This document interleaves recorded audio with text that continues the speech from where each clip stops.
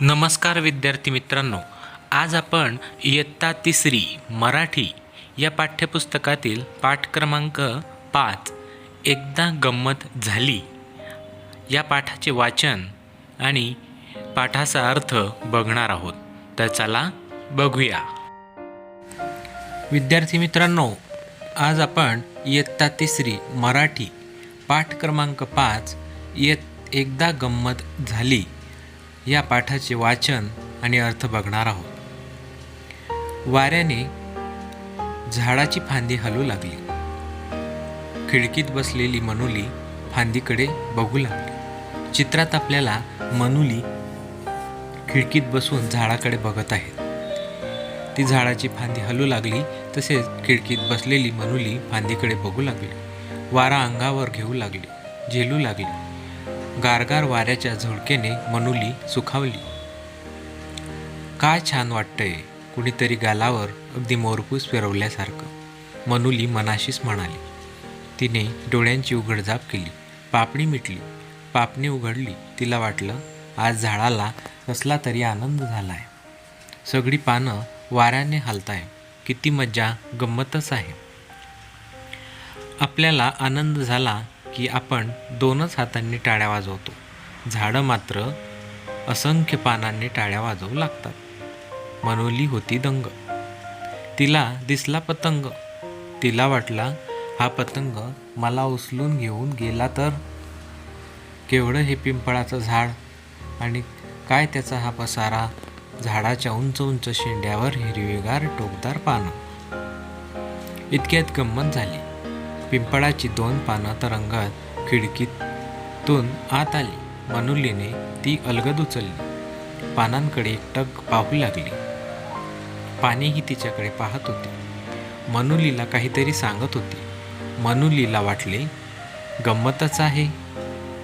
मध्ये ही सरळ रेषा आणि कडेने आलेल्या ह्या लहान लहान रेषा सगळ्या मधल्या रेषेला येऊन मिळताय. तिने पाने आपल्या पुस्तकात ठेवली. पुस्तक दप्तरात ठेवून ती शाळेत गेली. बाई वर्गात आल्या. बाईंनी प्रथम नदीबद्दल माहिती सांगितली. नंतर नदीची कविता शिकवू लागल्या. एखाद्या डोंगरात नदीचा उगम होतो. ती वाहत वाहत डोंगरावरून खाली येते. डोंगरावरून येणारे छोटे छोटे प्रवाह तिला येऊन मिळतात. मग नदीचं पाणी आणखी वाढतं. पुढे नदी पुढे जाऊ लागते. बाई नदीबद्दल माहिती सांगत होत्या. शेवटी बाई म्हणाल्या, उद्या नदीचं चित्र काढून आणा. मनुली गप्प गप्प होती. तिच्या मनात आलं, कसं दिसत असेल हे सगळं. मी तर माझ्या गावाजवळची नदी बघते. ओहोळ आणि पुढे पुढे वाहणारी नदी हे मला काहीच दिसत नाही.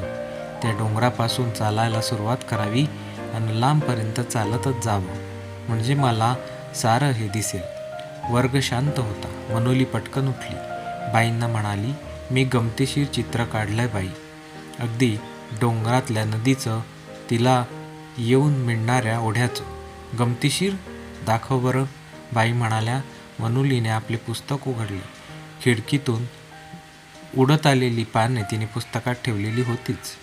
गुपचूप बसली होती ती तिच्या पुस्तकात. तिने एक पान आपल्या हातात घेतले. अग चित्र दाखवतेस ना, बाईंनी विचारले. मनुली वर्गापुढे आली. तिने डाव्या हातात पान धरले होते.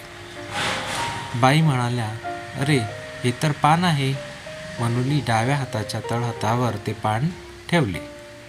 तळहात किंचित खोलगट केला.